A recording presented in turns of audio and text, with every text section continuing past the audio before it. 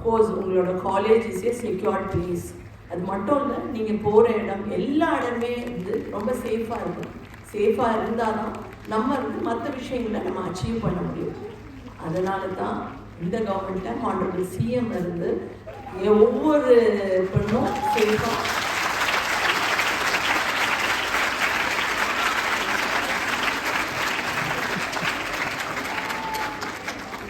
எல்லாருமே, பெண்கள் மட்டும் இல்லை, குழந்தைகள் எல்லாருமே சேஃபாக இருக்கணும்.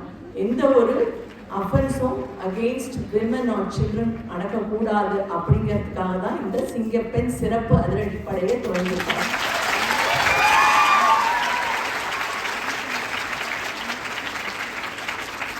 சந்தோஷமா இருக்கு.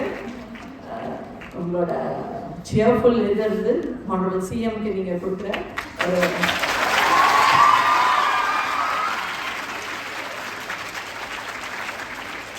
அதனால தான் ஒவ்வொருத்தருமே இருந்து சேஃபாக இருக்கணும். ஈவன் ஒரு அஃபென்ஸ் கூட நடந்தாலும் அந்த அஃபென்ஸ்ல இருந்து பாதிக்கப்பட்ட பெண்ணுக்கு இம்மீடியட்டாக ரிலீஃப் கிடைக்கணும். அந்த குற்றவாளிக்கு மிக விரைவில் இருந்து தண்டனை, அதுவும் வந்து ஹெவி பனிஷ்மெண்ட்டாக கிடைக்கணும் அப்படிங்கிறது தான் அவரோட இன்டென்ஷன். ஸோ எங்களோட சிங்கப்பெண் ஸ்பெஷல் ஃபோர்ஸோட மோட்டோ, எங்களோட அப்ஜெக்டிவே இருந்து ப்ரிவென்டிவ் அண்ட் ப்ரோஆக்டிவ் ஃபோர்ஸ் தான். இது ஒரு அஃபென்ஸ் நடக்கக்கூடாது, அதை ப்ரிவென்ட் பண்ணணும் அப்படிங்கிறது தான் வந்து. இப்போ இந்த 1 month ஆகலை, இன்னும் ஒரு 2 நாள் இருக்கு இந்த எங்களோட சிங்கப்பெண் சிறப்பு அதிரடி படைய ஆரம்பிச்சு. இதுக்குள்ளேயே இருந்து தமிழ்நாடு இருந்து நிறைய பெண்கள் இருந்து அவங்களே வந்து வாலண்டியரா இருந்து இவங்ககிட்ட நிறைய பேசுறாங்க. அவங்களுக்கு நடந்த சில விஷயங்களை சொல்லி அதுக்கான லீகல் ஆக்ஷன் எடுத்திருக்கோம். 100 கேசஸ்க்கு மேல போட்டிருக்கோம் இப்போ வரலுமே. பெண்களுக்கு மட்டும் இல்ல, முக்கியமா ஆண்களுக்கு தான் தெரியணும் பெண்களோட ரைட்ஸை எப்படி மதிக்கணும் அப்படிங்கிறது தெரியணும். எனக்கு இருக்கிற ரைட்ஸ் மாதிரி தான் நான் எப்படி என்ன ட்ரெஸ் போடணும், நான் என்ன சாப்பிடணும், நான் யாரை கல்யாணம் பண்ணிக்கணும், யாரை லவ் பண்ணணும்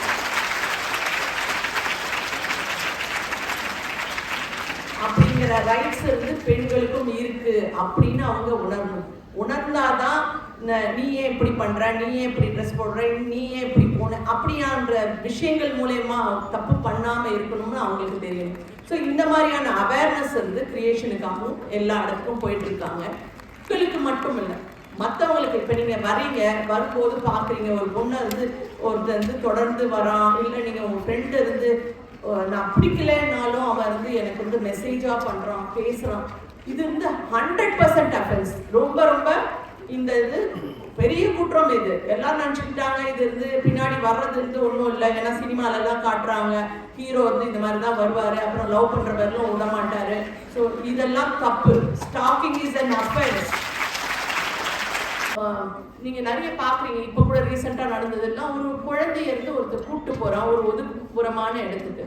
அந்த இடத்துக்கு கூட்டு போய் அப்யூஸ் பண்ணி அந்த குழந்தை இறந்து போகுது. இதுவே ஒருத்தர் போலீஸ் எங்கேயுமே எல்லா இடத்துலையுமே இருக்க முடியுமா? அஃப்கோர்ஸ் போலீஸ்க்கு ரெஸ்பான்சிபிலிட்டி இருக்குது எங்களுக்கு முழுக்க. பட் ஆனால் அவங்க இல்லாத இடத்துல யார் இருப்பா? யாரோ ஒருத்தர் பார்த்துருப்பாங்க.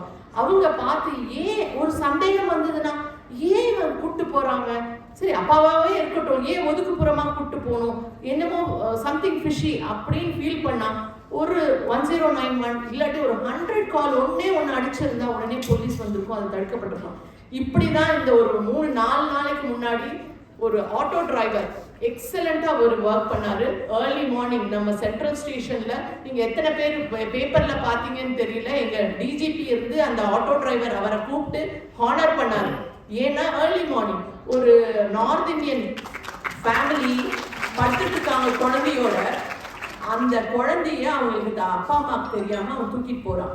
அங்கே சில பேர் பார்க்குறாங்க, ஆனால் அந்த ஆட்டோ டிரைவர்கிட்ட யாரோ தூக்கிட்டு போகிற மாதிரி இருக்குன்ற மட்டும் சொல்கிறாங்க. ஆனால் இவர் உடனே போயிட்டு ஆட்டோ எடுத்துகிட்டு பின்னாடியே போயிட்டு கேட்குறாரு, அவங்ககிட்ட பேசுகிறாரு, ஒரு குழந்தைகிட்ட பேசுகிறாரு. 2 பேரோட லாங்குவேஜே வேறு. இவன் தமிழில் பேசுகிறான், அந்த குழந்தை ஹிந்தியில் பேசுது. அந்த குழந்தைக்கு தெரியல என்ன பேசுகிறான் என்னன்னு. உடனே அவருக்கு சந்தேகம் வருது, உடனே போலீஸை கூப்பிடுறாரு. இது எவ்வளோ பெரிய அஃபென்ஸ் இருந்து அவர் தடுத்துருக்கார்.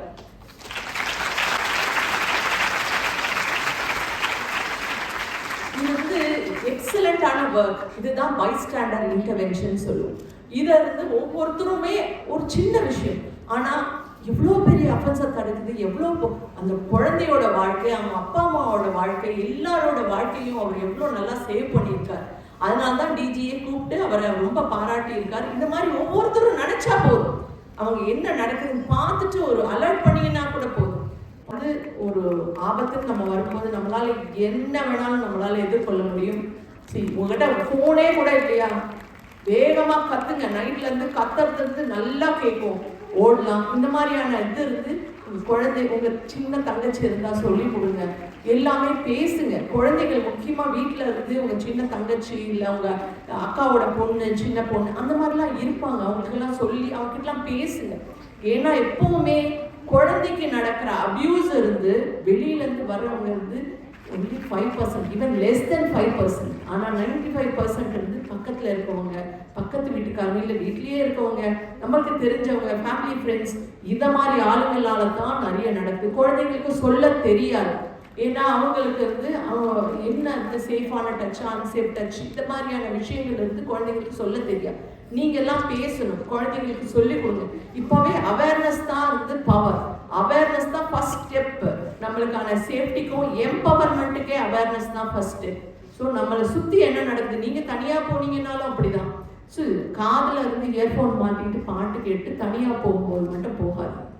என்னை சுற்றி என்ன நடக்குது, நீங்கள் எந்த வண்டியில் போனாலும் யார் என்ன பார்க்குறாங்க. ஏன்னா நாங்கள் நிறைய கேசஸ் பார்த்துருக்கோம். இதெல்லாம் அவ்வளோ நல்ல ஃபேமிலி, ஒரு நல்ல டீச்சர் எல்லாம் இருந்து எப்படி இருந்து அவேர்னஸ் இல்லை. அவங்க பாவம், அவங்க வேலை, அவங்க மேலெல்லாம் ஒரே ஒரு தப்பு கூட கிடையாது, ஆனால் அவங்க அதில் பாதிக்கப்பட்டிருக்காங்க. ஆனால் இதுவே இருந்து என்னை சுற்றி யார் பார்க்குறாங்க, ஏன் அவன் அப்படி பார்க்குறான், டெய்லி என்னை ஏன் நோட்டம் பண்ணுறான் அப்படிங்கிறது தெரிஞ்சதுன்னா வீட்டில் அலர்ட் பண்ணிட்டீங்கன்னா அப்போவே இருந்து இல்லை கம்ப்ளைண்ட் பண்ணாலும் அது அதோட முடிஞ்சிடும்.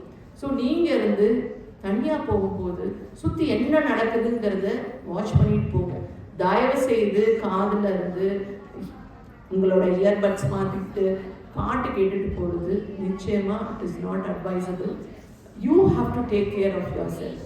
Of course we are here. நாங்கள் வந்து போலீஸ் எப்போ உங்கள் கூட இருப்போம். நீங்கள் எப்போ கூப்பிட்டாலும் இந்த 1091க்கு இப்போ சிங்கப்பெண் அதிரடிப்படை ஒரு டீம் இருக்குது, வேற எங்கேயாவது கூட இருக்கலாம். ஆனால் இன்னொரு டீம் இருக்கும், போலீஸோட டீம் இருக்கும். நிச்சயமா இங்கெல்லாம் பார்த்தீங்கன்னா நிறைய பிங்க் பெட்ரோல் அந்த மாதிரிலாம் இருக்காங்க, இல்லை போலீஸோட ரெகுலர் பெட்ரோல்லாம் இருக்கும், உடனே வந்துடுவாங்க. அதனால எப்பவுமே அவேர்னஸோட இருங்க, கரேஜியஸாக இருங்க.